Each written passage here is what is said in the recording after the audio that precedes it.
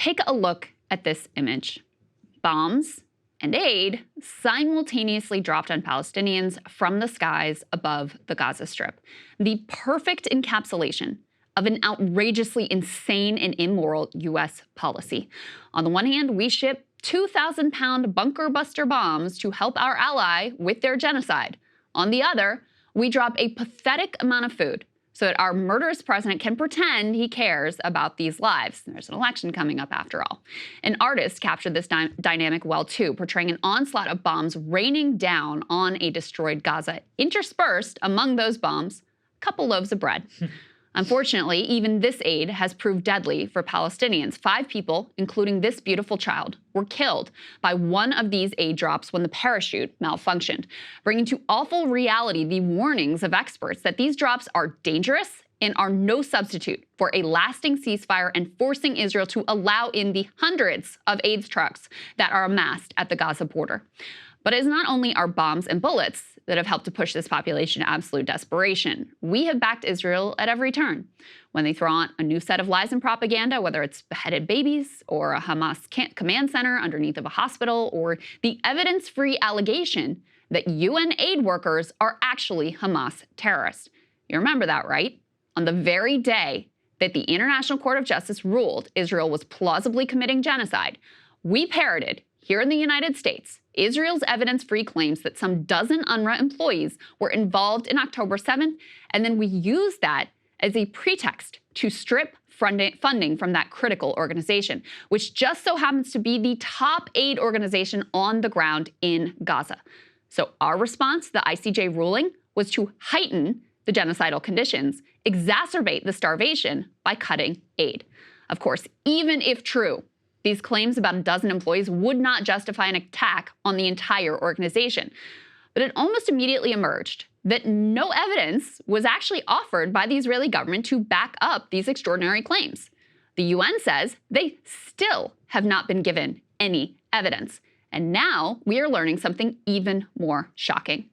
According to the UN, the IDF tortured UNRWA aid workers in order to extract false confessions of Hamas affiliation.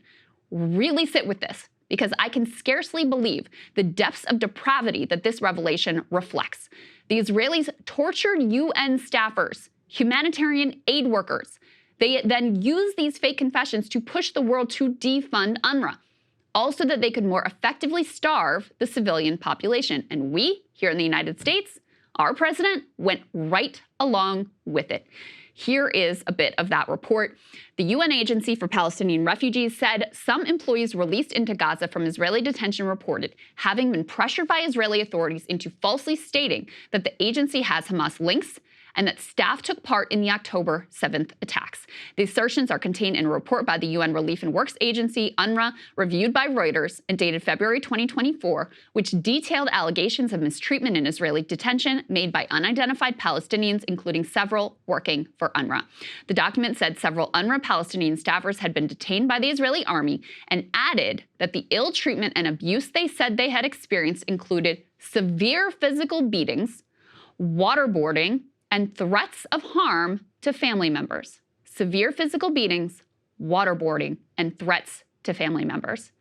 I guess we shouldn't be surprised, since Israel has already killed more UN workers than anyone else in history. And Israel has so little shame about these war crimes that they proudly broadcast them to the entire world, and especially to their own revenge-drunk nation. Here's a report that was broadcast on Israeli TV showing how they humiliate prisoners and demand that they admit that they are actually Hamas, even when they swear that they are not.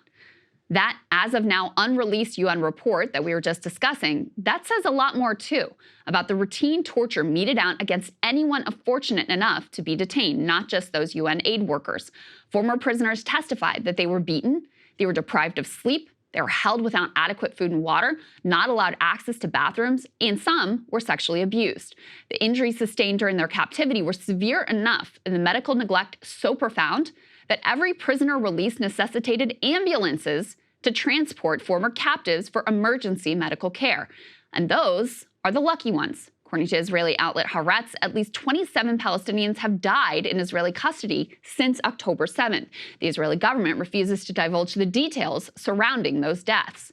Now, in the wake of these revelations about forced UNRWA confessions and as reports pour out of the Strip of babies starving to death, children with bodies wasted from malnutrition, countries with slightly more shame than the U.S. have actually reversed course. Of the dozen countries which had suspended funding to UNRWA under U.S. and Israeli pressure, Sweden, Canada, and the EU have now all restored their aid dollars to this aid group, whose mission has literally never been more critical or more impossible to fulfill.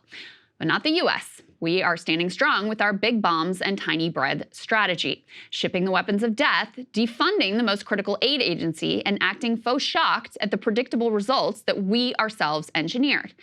And what are those results? Well, let me show you another image which perfectly encapsulates U.S. policy. This precious angel, only 10 years old, Yazan Kafarna, died from malnutrition shortly after this video was taken. Yazan had cerebral palsy and was reliant on a diet of soft foods with high nutrition. He couldn't walk, but he loved to swim. His father, who you see in this video, lovingly tended to Yazan's care, therapy, and feeding every day until the siege on Gaza and constant bombing made that life-giving care impossible. But Yazan is not alone.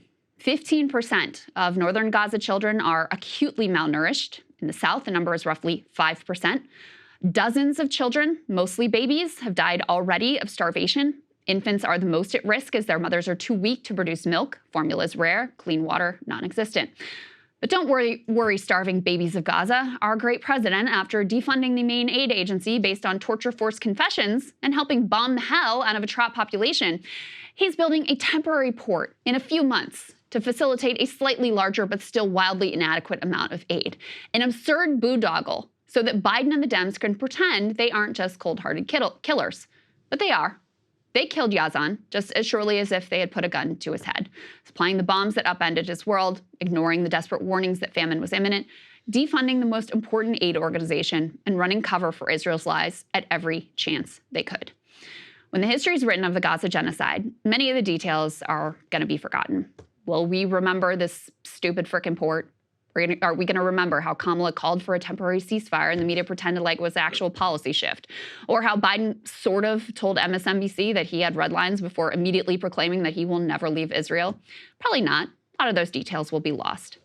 But the images of Yazan, body impossibly wasted, skin stretched over his tiny skeleton, an image that unavoidably recalls the torturous horrors of the Holocaust.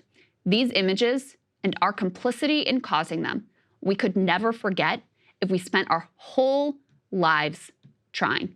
And Sagar, it is Hey guys, if you want to see what I had to say to Krystal's monologue, not just this one, all of them, going back to the very beginning, become a premium subscriber today, breakingpoints.com.